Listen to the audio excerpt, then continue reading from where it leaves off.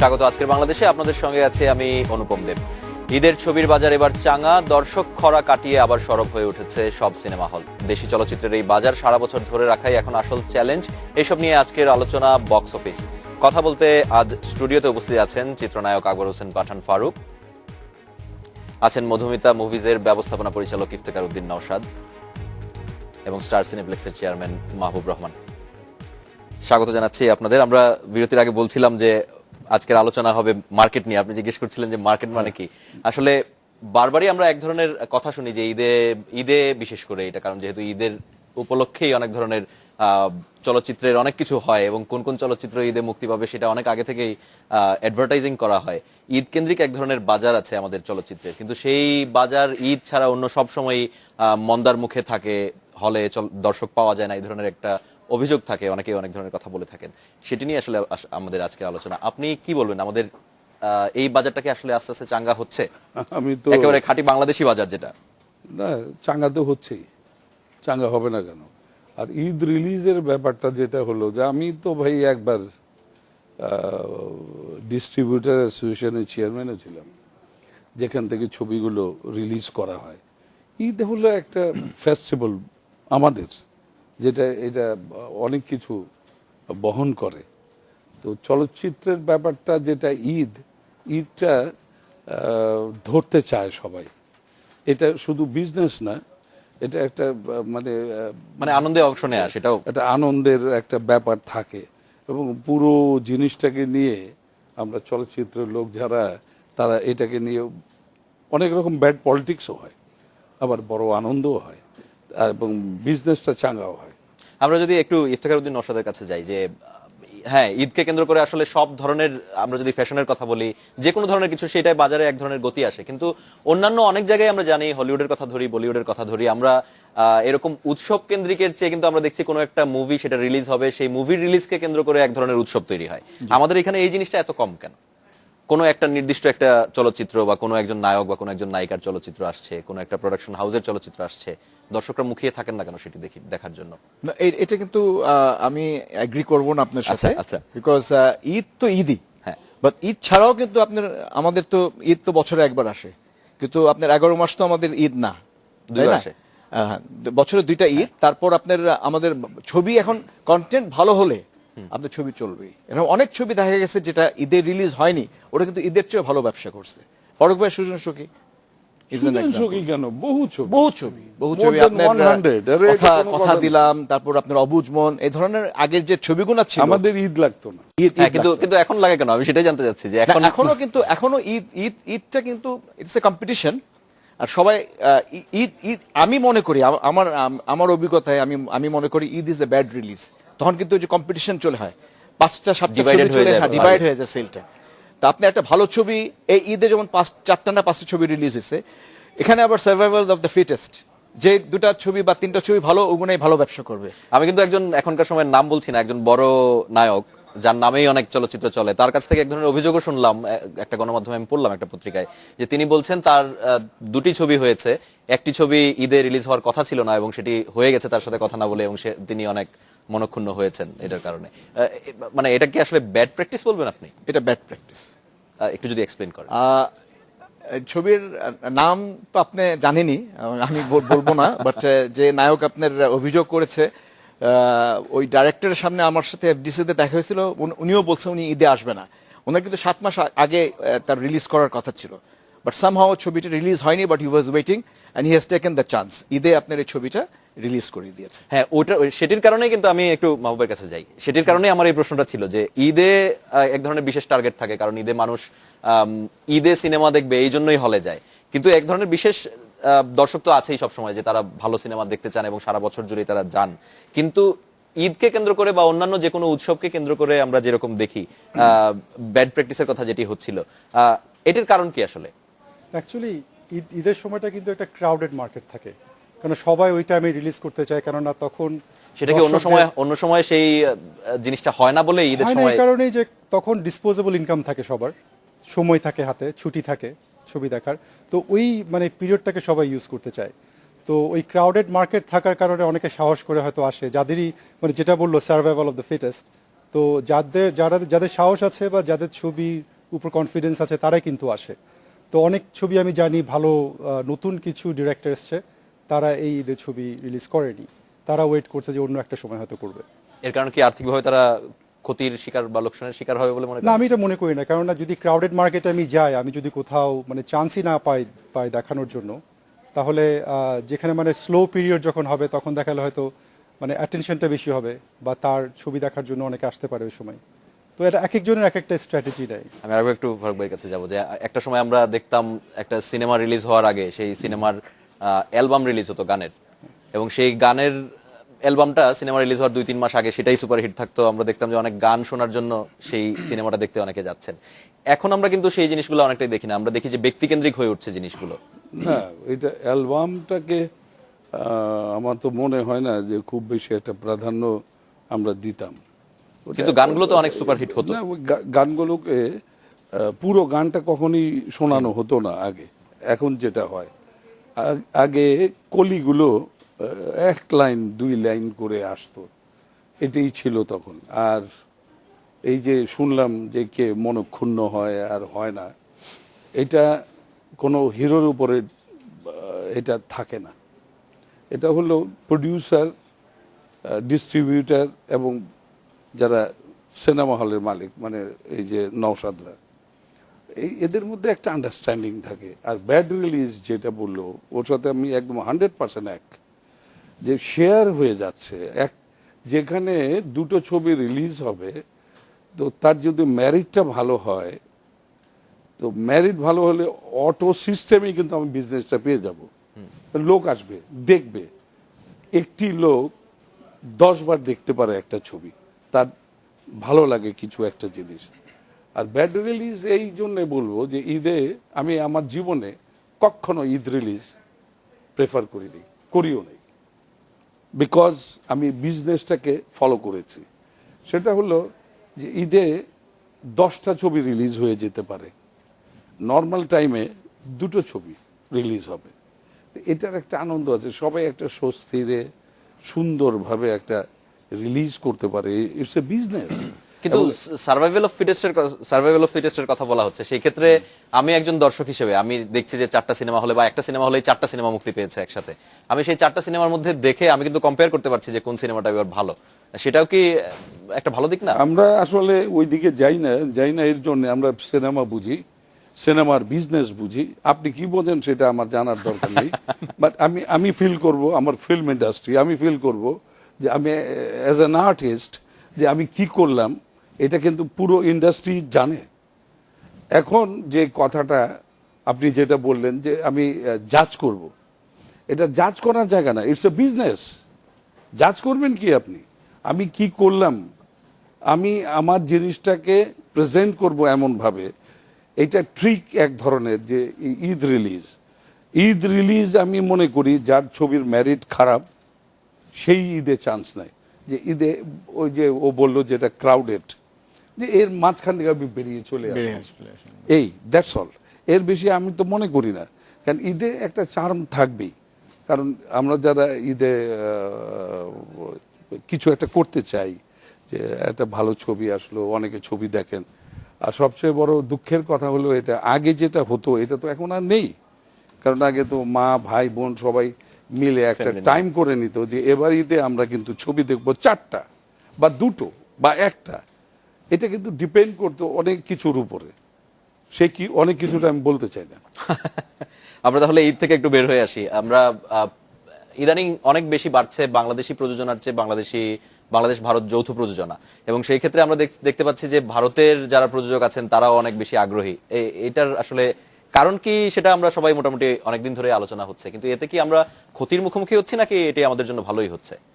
না, আমি এটা ডিসএগ্রি করি। এখন আমাদের কন্টেন্ট নাই, আমাদের কিন্তু ছবি নাই। ফারুক ভাই যে কথাটা বললো যে ঈদে ছবি রিলিজ করা উচিত না, যে ছবিটা অনেকে মনে করে যে উইক ছবি, আমি চলে আসি, এই সময় কিন্তু দর্শক কিন্তু বাইরে থাকে, তাই না? সব দেশে চলে যায়। আপনার ঢাকায় এখন কিন্তু লোকজন ফিরে আসতেছে। তো এখন ফারুক ভাইদের সময় যেমন আমাদের নায়ক নায়িকা, প্রচুর নায়ক নায়িকা ছিল, জসিমের মতো হিরো আপনার ওয়াজ অ্যাকসেপ্টেড। এখন কিন্তু ফারুক ভাইরা নাই, ওই জায়গাটা কিন্তু ফুলফিল হয়নি। তো আমাদের এখন সিনেমা হলগুলো বন্ধ হয়ে যাচ্ছে কেন? বিকজ কন্টেন্ট সিনেমা নাই বলে আপনার আগে 2টা 3টা 4টে ছবি রিলিজ হতো, মারামারি হতো, ফারুক ভাই জানে, উনি তো প্রডিউসার প্রেসিডেন্ট ছিলেন। তো ডেট পাওয়ার জন্য আপনি দেখেন মনপুরার মতো ছবি কিন্তু ঈদে আসেনি, বেদের মধ্যে জোসনা কিন্তু ঈদে আসেনি। তো they have created record. I am sure Mahbub ভাইয়ের হলে বলতে 6 মাস চলছে বোধহয়, 6 মাস চলে 6 মাস চলছে মনপুরা। সো আপনার গল্প যদি থাকে, ভালো যদি ছবি হয়, তাহলে you don't need a aid. তো তখন ওই ছবিটা কিন্তু ঈদের আপনার একটা তৈরি করে দেয়, হ্যাঁ, তৈরি ঈদ করে তৈরি দেয়, করে ঈদ তৈরি করে দেয়।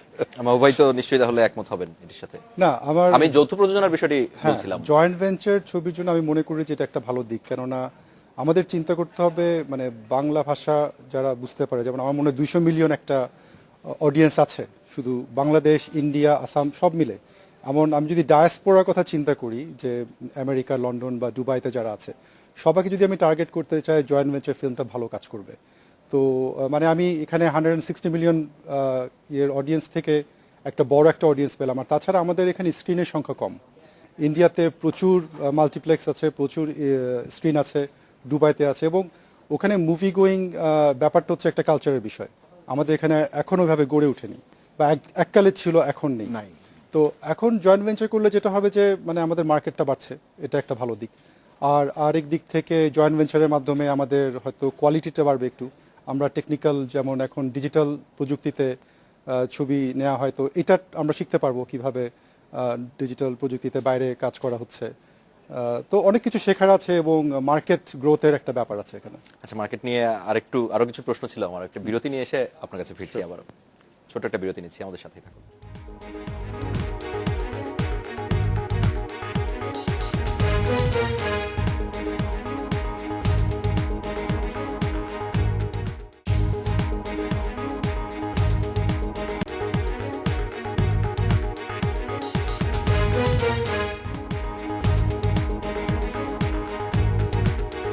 স্বাগত আরো একবার। আপনারা দেখছেন আজকের বাংলাদেশে। আমরা ঈদে না, আমরা সিনেমার মার্কেট নিয়ে কথা বলছিলাম। আমরা ভারতের সাথে এক ধরনের তুলনায় আসছিলাম যৌথ প্রযোজনা নিয়ে। সেই ক্ষেত্রে আমরা বিরতির মধ্যে কিন্তু আলোচনা করছিলাম যে তামিল চলচ্চিত্র নিয়ে। সেই অনেকে কিন্তু বলে থাকেন যে তামিল চলচ্চিত্র ব্যবসার দিক দিয়ে বা পরিচিতির দিক দিয়ে বলিউডের চেয়ে অনেক বেশি পিছিয়ে থাকলেও তারা কিন্তু সব দিক দিয়ে অনেক বেশি এগিয়ে আছে। আমার তো মনে হয় না ব্যবসার দিক থেকে পিছিয়ে আছে তামিল মুভি এই একটা জায়গা। আর একটা হলো স্টোরি। তামিল যে স্টোরিগুলো বানায় এটা অনেক রিচ, মানে সিনেমাটিক। আমি নর্মাল বা ক্লাসিক তো আমি মানি না, এটা আমার ব্যক্তিগত ব্যাপার, কারণ প্রতিটি ফ্রেমই ক্লাসিক, চলচ্চিত্রই ক্লাসিক। কিন্তু তামিলরা তারা তাদের স্টোরিটা এবং বিজনেস, আমার কেন জানি মনে হয় যে বম্বে তো অফকোর্স বলিউডের কথা তো বলবোই যে দেয়ার সামথিং, কিন্তু তারপরেও তামিলকে ফেলে দেওয়া যাবে না। হ্যাঁ, কিন্তু আমরা কেন পারছি না? আমরা একটা দেশ হয়েও পারছি না তামিল। আমাদের একটা এখানে অংশ তো হয়েও। তামিল নেই, বম্বে নেই, নাম্বার 1। আর নাম্বার 2 আমরা কেন পারছি না, এটা একটা জেনারেশন গ্যাপ বলে একটা জিনিস আসে। আমি আমার এই ছোট ভাইয়ের একটা ইন্টারভিউতে আমি দেখেছি এই ছবি নিয়ে, এবং জয়েন্ট ভেঞ্চার আরো অনেক কিছু নিয়ে কথাবার্তা হয়েছে। তো আমার যেটা মনে হয়েছে যে আফটার অল এটা একটা ব্যবসা। আমি যখন বিজনেস করব আমি কিন্তু আমার দিকটা দেখব, যেটা ওর বক্তব্য বা ওরও হতে পারে, যার সিনেমা হল আছে, যে তারটা করবে, চিন্তা করবে। তো ওইখানে কথাটা হলো যে joint venture, Tamil, Bombay, Hollywood, Bollywood যেটাই বলি না কেন, এখানে সবচেয়ে বড় জিনিস হলো স্টোরি। এটা হলো নাম্বার 1। নাম্বার 2 হলো যে তৈরি করবেন, মানে ডিরেক্টর। মিডিয়া তো বলে দিই আমরা ডিরেক্টরস মিডিয়া, কিন্তু ডিরেক্টরসের অস্তিত্ব কোথায়?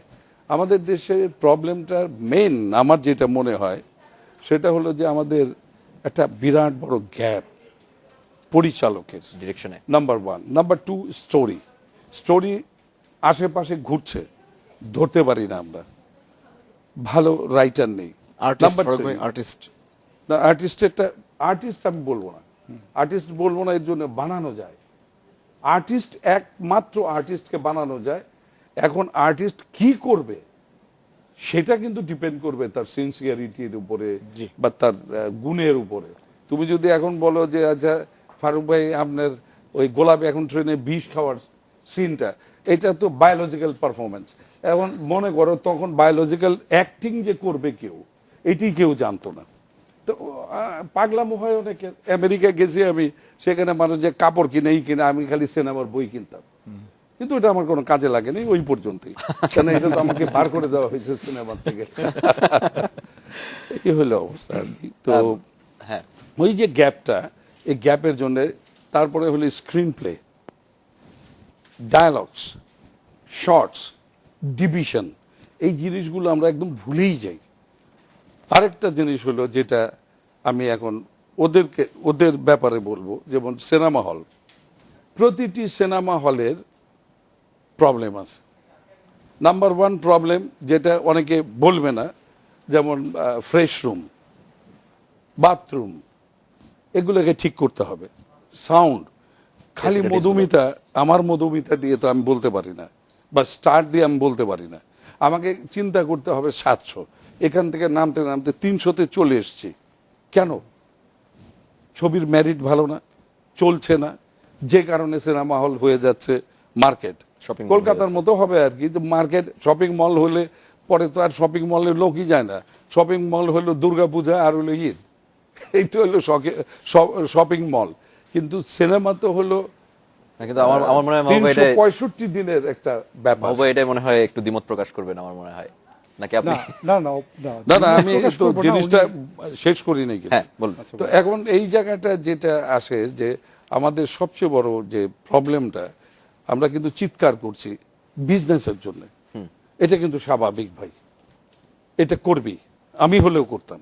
কিন্তু কথাটা হলো যে আমাদের এই গ্যাপগুলো যতক্ষণ না হচ্ছে, ততক্ষণ কিন্তু আমরা চেষ্টা করব, জানতে চাবো, বুঝতে চাবো যে জয়েন্ট ভেঞ্চার, এই সেই মেকিং এর ব্যাপারে প্রবলেম আছে, আরও আছে, যে সেটা হলো ডিজিটাল সিস্টেম। এই সিস্টেমটাকে আমি চলচ্চিত্রে কিন্তু প্রাধান্য দেই না। ডিজিটাল সিস্টেমটাকে আমি চলচ্চিত্রে প্রাধান্য দেব আমি যখন প্রিন্ট করব। কিন্তু যখন আমি শর্ট নেব, তখন কিন্তু আমি অ্যারিকেই আনবো।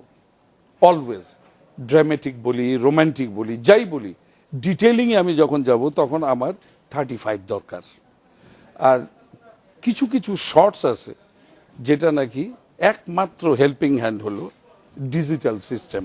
এটা ছিল না আমাদের সময়, এটা এখন এসছে, এখন এসে করেছে কি, ওটাকেই আমরা ঘর বানিয়ে নিয়েছি। আর আগের যে জিনিসটা চলচ্চিত্র, সেটাকে আমরা বাদ দিয়ে দিয়েছি। এটা কিন্তু ভুল আমার মনে হয়। আমরা একটু আমি জানি না, আমরা একটু এটা- হলের কথা উঠছে, যেহেতু দুই ধরনের হলের প্রতিনিধিরাই আছেন। হলের কথা বলার আগে উনি যেটা বলছিল যে এখানে স্টোরি টেলিং এর যে অভাবটা আছে, স্টোরিজ আছে, ওটাকে ধরে নিয়ে একটা প্রপার স্টোরি টেলার বা স্টোরি রাইটার যারা আছে, এটার কিন্তু একটা অভাব। কারণ আমিও এখন প্রোডাকশনে নেমেছি, তো ইতিমধ্যে একটা ছবি তো আমরা করেছি টেলিভিশন নামে, মুস্তাফা সরোয়ার ফারুকী ডিরেক্টর। তারপর আমি 2-3টা স্ক্রিপ্ট নিয়ে কাজ করছি, কিন্তু স্টোরি টেলিং এর ব্যাপারটা আমার জন্য একটু এখানে অসুবিধা হয়ে গেছে, যে আমি ভালো রাইটার পাচ্ছি না।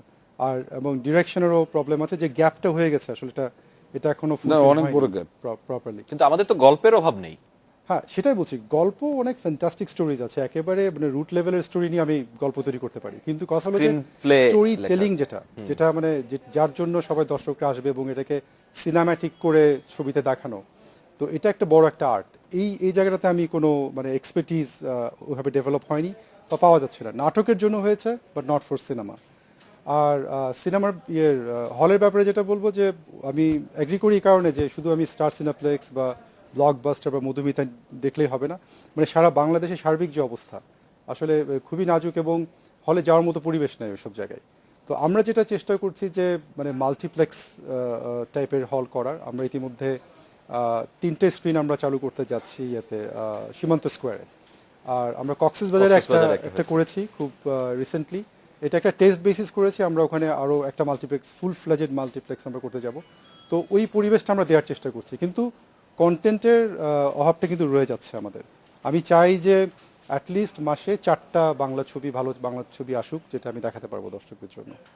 আপনি কি বলবেন হলের বিষয়ে? 100% correct. I agree with Farooq bhai and Mahbub bhai. যে আপনার কন্টেন্ট থাকলেই তো আপনার হল ব্যবসা করলে তো আপনার হলের মালিকরা ইনভেস্ট করবে, তাই না? এভরিবডি ইজ নট সিনেপ্লেক্স আর এভরিবডি ইজ নট মধুমিতা। আমরা তো ডলবি অনেক আগে করেছি, 20 বছর আগে করেছি। অনেক আগে।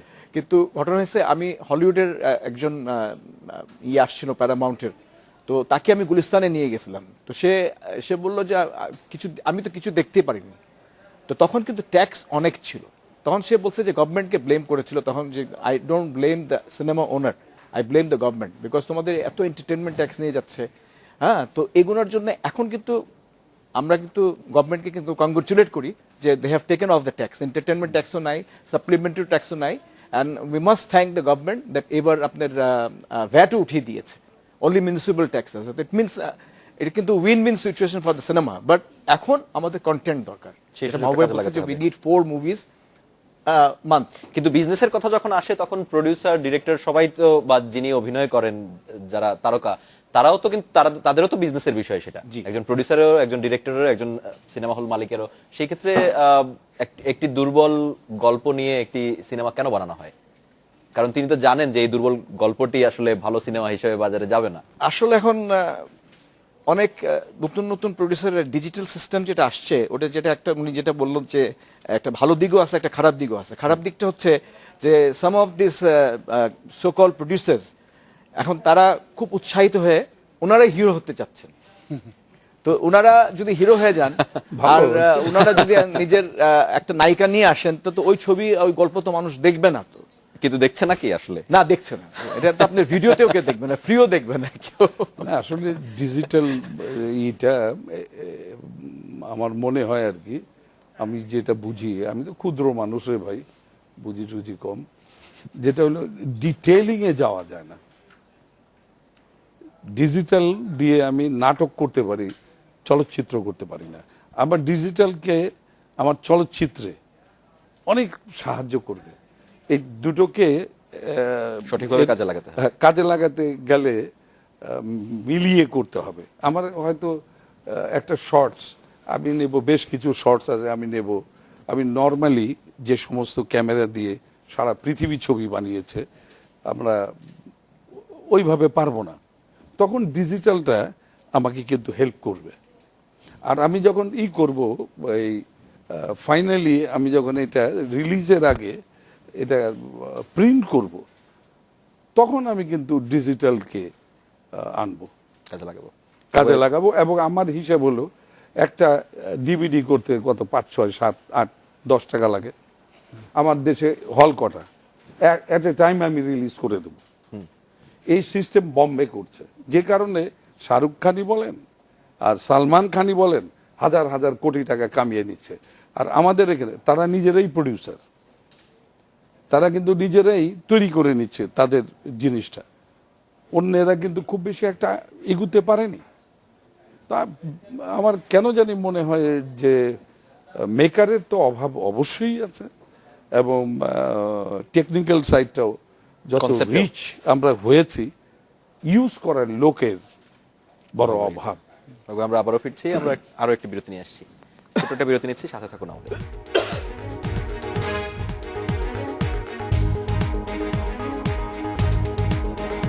স্বাগত আরো একবার। আপনারা দেখছেন আজকের বাংলাদেশ। আমরা বিরতির মধ্যেও কথা বলছিলাম চলচ্চিত্র নিয়ে, আমরা যদি একটু বিজনেস নিয়ে কথা বলছিলাম। তো এক ধরনের কথা আছে যে টাকায় টাকা আনে। তো সেই ক্ষেত্রে আমরা কিন্তু এখানে আমরা যেমন হলিউডের সিনেমা বা বলিউডের সিনেমাই বলেন, মাহবুবা এটা ভালো বলতে পারবেন, আমরা গ্রাফিক্সের কাজ কিন্তু আমরা হলিউডের সিনেমা যেরকম দেখি যে অনেক গ্রাফিক্সের উপরে অনেক বেশি জোর দেওয়া হয়, এবং যেই শটগুলো নেওয়া হয় সেগুলোতেও অনেক বেশি টাকা খরচ করা হয়, যাতে আমাদের এখানে যেরকম আমরা যে ছবিগুলো বানাই সেই ছবিগুলোতে আমরা যে কোনো সময় আমরা স্ক্রিনে দেখি যে ধরেন নায়ক নায়িকা কথা বলছেন, এবং কথা বলার এক পর্যায়ে আমরা দেখতে পাচ্ছি যে ব্যাংককে গিয়ে কোনো একটা জায়গায় একটা নাচ শুরু হয়ে গেল। এই ধরনের জিনিস কিন্তু আমরা হলিউডের সিনেমাতে আমরা দেখি না, আমরা বলিউডের সিনেমাতে দেখি। এবং হচ্ছে গ্রাফিক্সের কাজটা আমাদের এখানে, আমাদের বাংলাদেশের অনেক ছেলেই আমরা দেখছি পুরস্কার পাচ্ছে। আমরা যদি নাফিসের কথাই বলি, তারা বড় বড় পুরস্কার পাচ্ছে, তাদেরকে নিয়ে আমরা স্টোরি করছি, কিন্তু তারা বাংলাদেশে কাজ করার সুযোগ পাচ্ছে না। সেটার কারণটা কি? অ্যাকচুয়ালি ইনভেস্ট করলে কি সেই ইনভেস্টমেন্টটা উঠে আসতো না? না, আমাদের দেখতে হবে যে আমাদের স্ক্রিন কয়টা, কারণ আমাদের মার্কেট ততটা ওয়াইড না। আমাদের এখানে যদি দেখা যেত যে 2000 স্ক্রিন আছে, তাহলে বলতে পারতাম যে হ্যাঁ, একটা ভালো প্রোডাকশন করে অনেক টাকা খরচ করে গ্রাফিক্সের কাজ করে এটাকে সাস্টেন করা যাবে বা এখান থেকে ব্যবসা করা যাবে। কিন্তু আমি ওই জন্যই বলবো যে বাংলাদেশের যারাই প্রোডাকশন করতে যাবে চিন্তা করতে হবে ওয়ার্ল্ড ওয়াইড রিলিজ। আর ওয়ার্ল্ড ওয়াইড রিলিজ না করতে পারলে কিন্তু ওই মানে ইনভেস্টমেন্টে উঠে আসবে না।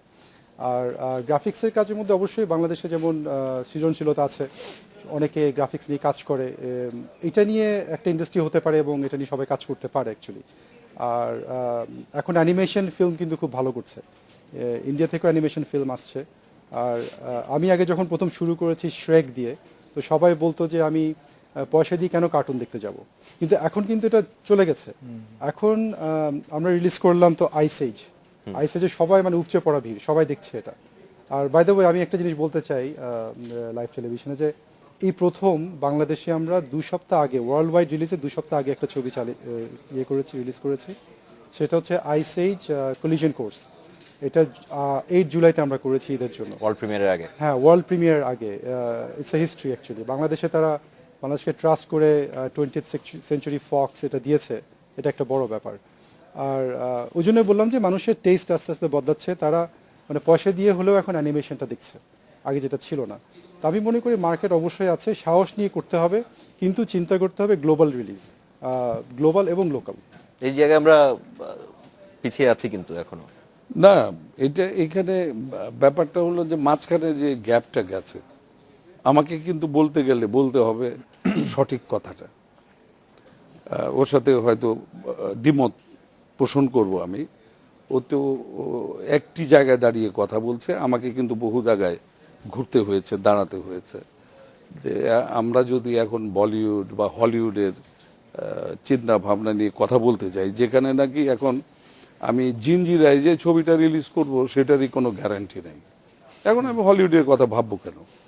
আমাকে প্রথম ভাবতে হবে আমার বাড়ি, আমার দেশ, এইখানে আমি ব্যবসাটা কি করলাম, তারপরে আমি ফেল করতে পারি।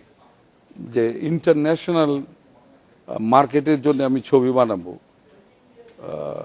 কিছু কিছু জিনিস ভাবতে হয়। এটা করতে গেলেই কিন্তু আমাকে, আমার এত বড় পাখা নেই, আমি এত ওয়াইড না যে আমি ইচ্ছা করলেই ধরতে পারি। ওর হয়তো অনেক সোর্স আছে বলে সে বলতে পারে বা করতে পারে, কিন্তু আমি বলবো এখানে গভর্নমেন্টের একটা ব্যাপার চলে আসে। যে পৃথিবীর সব জায়গাতেই প্রতিটি দেশেরই প্রতিনিধিত্ব করার জন্য অ্যাম্বাসেডর থাকেন, সেক্রেটারি থাকেন। তাদের মাধ্যমে যদি হয় এবং স্লো আমরা যদি যাই, একটু যদি ফেভার করা হয়, আমার মনে হয় নট ব্যাড, এটা আমরা করতে পারি, যেতে পারি। কোন জিনিসটা গ্লোবাল রিলিজের কথা যেটা বলছেন, কিভাবে কি বলবেন এই বিষয়ে?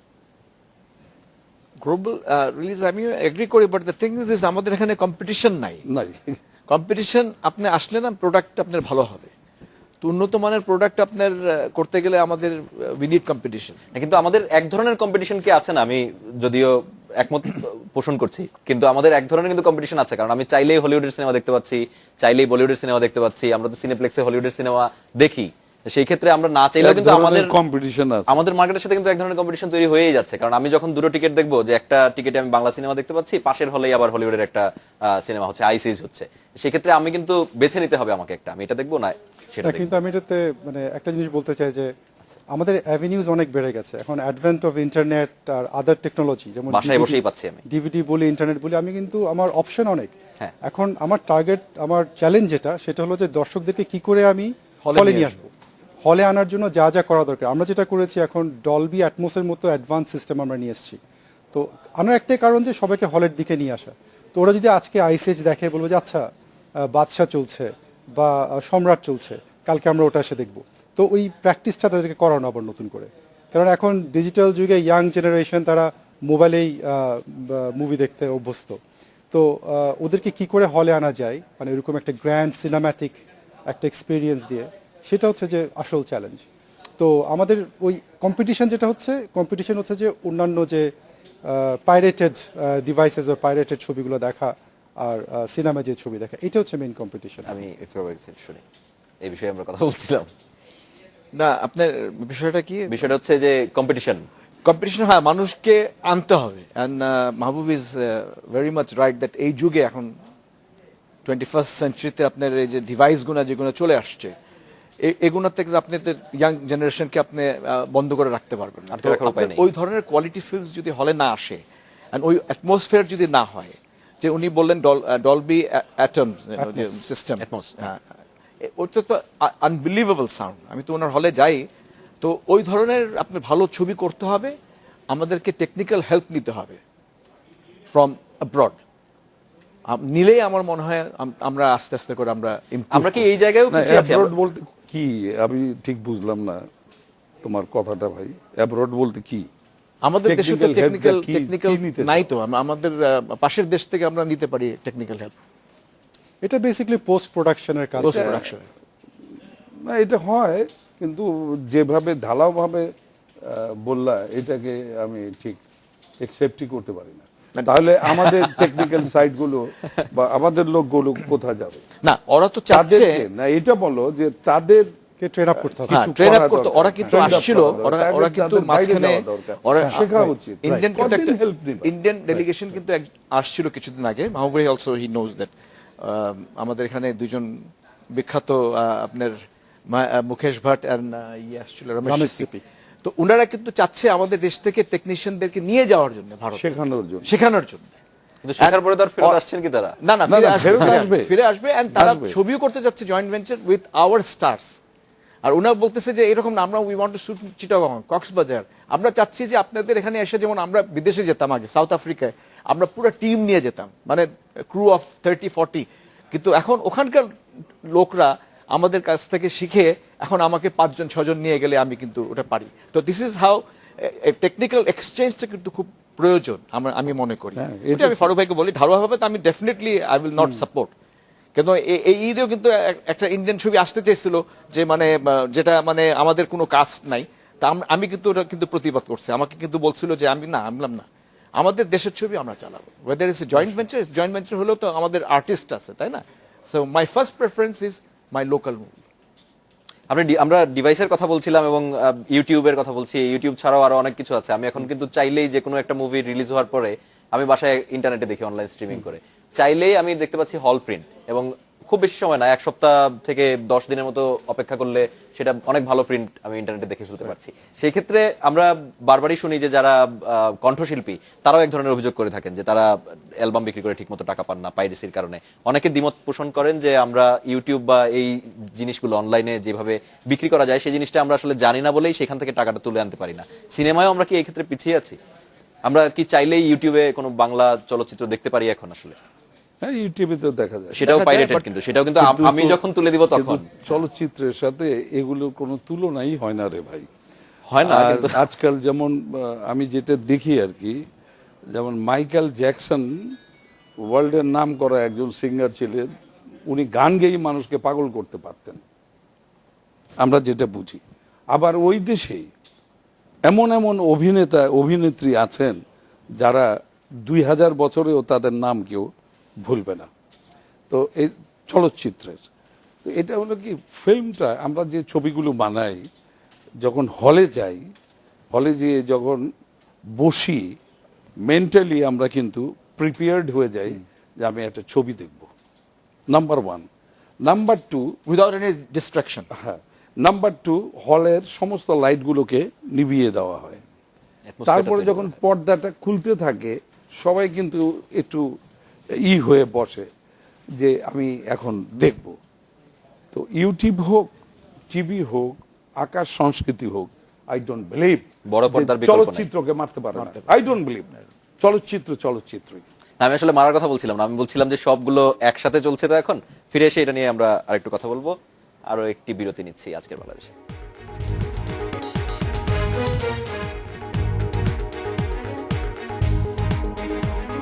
ফিরে আসলাম আজকের বাংলাদেশে। আমরা বিরতির মধ্যে কথা বলছিলাম যে আমাদের মনপুরা নিয়ে কথা হচ্ছিল, যে আমরা অনেক সময়ই বেশ কিছু ভালো চলচ্চিত্র পাচ্ছি, কিন্তু সব ক্ষেত্রে কিন্তু আমরা সেই কন্টিনিউইটি রাখতে পারছি না, এবং মাঝে মধ্যেই বেশিরভাগ সময় দেখা যাচ্ছে বড় একটা অংশ জুড়ে একটা ব্রেক পড়ছে। এটির কারণ হিসেবে কি দেখবেন? এর থেকে আমরা বের হয়ে আসবো কিভাবে? শুধুই কি অর্থ? না, অর্থ না। আমি যেটা মনে করি, মনপুরার যেটা কাজ করেছে একটা অরিজিনাল একটা স্টোরি। আমি দেখি যে অনেক বাংলা ছবি হয় যেটা হয়তো তামিল বা মানে বিভিন্ন জায়গা থেকে এটা কপি করে আনা হয়। তো বাট এটার অরিজিনালিটি ছিল, এটাতে একটা সিনেম্যাটিক মানে ম্যাজিক যেটা ছিল, সিনেমা ম্যাজিক সেটা ছিল ওখানে। ওটা হাউ দে প্রেজেন্টেড ইট ম্যাটার্ড। তো ওই জন্য কিন্তু এটা ভালো করেছে। আমার মনে হয় না যেটা অত বেশি অর্থ দিয়ে তারা, মানে প্রোডাকশন বাজেট হয়তো অত বেশি ছিল না। তো যদি স্টোরিটা ভালো থাকে এবং সিনেমা ম্যাজিকটা থাকে তাহলে অবশ্যই লোকজন আসবে এখানে। আর আমার কাছে ওটাই অবাক লেগেছে, মনপুরা প্রায় 6 মাস ধরে চলেছে এবং পাশাপাশি হলিউডের অনেক ভালো ভালো ছবি ছিল, প্রত্যেকটাকে সেটা বিট করেছে সেটা। তো ভালো ছবি করলে অবশ্যই হবে। সো আমি আশা করব যে এরকম মানে মানে সিনেম্যাটিক ছবি, ভালো স্টোরি নিয়ে যাতে আসে, তাহলে কিন্তু হল মানে ব্যবসা ভালো করবো আমরা। এবার ঈদেও তো আপনি বাংলা চলচ্চিত্র এবং হলিউডের চলচ্চিত্র একসাথেই দেখিয়েছেন, কোনটা কোনটা বেশি ব্যবসা অ্যাকচুয়ালি করলো? আমরা দুটোই পাশাপাশি চালিয়েছি, যেহেতু আমাদের এখন 6টা হল আছে। তো দুটোরই ডিমান্ড ভালো। আর হলিউডের যেহেতু এটা সামার টাইম, অনেকগুলো প্রোডাকশন একসাথে রিলিজ হয়েছে হলিউডে। তো একই সাথে বাংলা বেশ কয়েকটা হয়েছে। আমরা বাংলা এখন 3টা চালাচ্ছি, আর বাকি 4টা আমরা চালাচ্ছি হলিউডের। কারণ আমাদেরকে সবার জন্যই চিন্তা করতে হবে, ছোট বাচ্চা থেকে শুরু করে বয়স্ক সবার জন্য চিন্তা করতে হবে, সবার জন্যই ছবি রাখতে হয় আমাদের এখন। তো মাল্টিপ্লেক্স হওয়াতে একটা সুবিধা হয়েছে যে মানে you can cater to different category of people. তো Two or এটা more. হ্যাঁ, ওর মোর, হ্যাঁ। তো যাতে একটা ফ্যামিলি গেলে যে যার ইচ্ছা মতো ছবি দেখে চলে আসতে পারে। এটা বিদেশে ওর দেখা যায় আর কি। আমি ইসরাফের কাছে যদি একটু আসি, আমি ফারুকের কাছে আসছি না, সবার শেষে। মানে আমি ব্যক্তিগতভাবে দেখতে চাই যে বাংলাদেশে একটা 3D মুভি হচ্ছে। এটা আপনি কতদূর মনে করেন যে কতদিন পরে এটা হতে পারে? হবে ইনশাল্লাহ। আমার মনে হয় আমাদের এখন নতুন new generation is coming up. এখানে নতুন নতুন ট্যালেন্টেড ছেলেরা আসতেছে, কিন্তু তারাই আমাদেরকে দিবে উপহার। আমার মনে হয় we don't have to wait too long. সেটার জন্য কি করতে হবে? কারণ এটা তো- সিনেমা হল কিন্তু একটার পর একটা বন্ধ হয়েই যাচ্ছে। আমরা যেগুলোর নাম জানতাম অনেকগুলো কিন্তু বন্ধ হয়ে যাচ্ছে। এখন বাংলাদেশে বিখ্যাত যেগুলো ছিল। গভর্নমেন্টকে এগিয়ে আসতে হবে। ওনারা তো যে আমাদেরকে এখন কোরামিন দিয়ে রাখছিলেন না, এখন তো মানে ওনারা তো আই থ্যাংক দ্য গভর্নমেন্ট যে ট্যাক্স ফ্যাক্স সব তুলে ফেলছে। এখন আপনার আমাদেরকে ট্যাক্স ফ্রি করে দিতে হবে, যে ডিসিপি মেশিন আনার জন্য। অ্যান্ড গভর্নমেন্টের এখানে অনেক সহযোগিতা প্রয়োজন। আর আমাদের এফডিসিকে আরো মডার্নাইজ করতে হবে, সো দ্যাট এই ধরনের সেটার কাজও তো শুরু হয়েছে। হ্যাঁ, এই ধরনের ছবিগুলো যেন আমরা এখানে করতে পারি। সবগুলো জেলায় সিনেপ্লেক্স করার এক ধরনের পরিকল্পনা আছে সরকার, তথ্যমন্ত্রী বলেছিলেন। সেটা কেমন হবে? এটা তো খালি শুনে যাচ্ছি আমরা, তো আমরা বাস্তবে দেখতে চাচ্ছি যে এটা হয়। আর হওয়ার সম্ভাবনা আছে। আমাদের পিএম এর অনেক আগ্রহ যে একটা করে আমাদের সিনেপ্লেক্স হোক। তো আমি আশা করি যে পিএম যদি আমার কথা শুনেন, উনি আমাকেই বলছিলেন যে আমি একটা করে চাই ডিজিটাল সিনেমা। এটার জন্য উনি জন্য এগিয়ে আসেন, কিন্তু উনি অনেক কিছু করতেছেন আমাদের হলের জন্য। ইনফ্যাক্ট আমি মনে করি এখনকার যে সিচুয়েশন, আমাদের সামাজিক সিচুয়েশন এবং ইউথরা যেরকম বিপথে চলে যাচ্ছে, তো এটার অভাব হচ্ছে আমাদের যেহেতু এন্টারটেইনমেন্ট নাই, বিনোদনের অভাব চারিদিকে। তো ওখানে না যে তারা আইদার মাদকের দিকে চলে যাচ্ছে অথবা মানে জঙ্গির দিকে চলে যাচ্ছে। তো আমার মনে হয় যে অবশ্যই সিনেমা হল প্রতিটা জেলায় করা দরকার। এবং এখন ডিজিটাল প্রযুক্তি যেহেতু চলে আসছে, এটা সেট আপ করা কোনো বড় ব্যাপার না। আর আমাদের যেটা সমস্যা হয়, যেমন শহরে এখন রিয়েল এস্টেট প্রাইস অনেক বেশি, এসব জায়গায় সিনেমা হল সেট আপ করা, সিনেমা হলের জন্য প্রচুর জায়গা লাগে, সেটআপ কস্টটাই অনেক বেশি হয়। অনেক বেশি হয়, যেটা ফিজিবল হয় না। তো যদি ওরকম কোনো কনসেশনাল জায়গা দিতে পারে আমাদেরকে, তাহলে কিন্তু অনেক উদ্যোক্তারা আছে, তারা ওখানে মাল্টিপ্লেক্স করবে।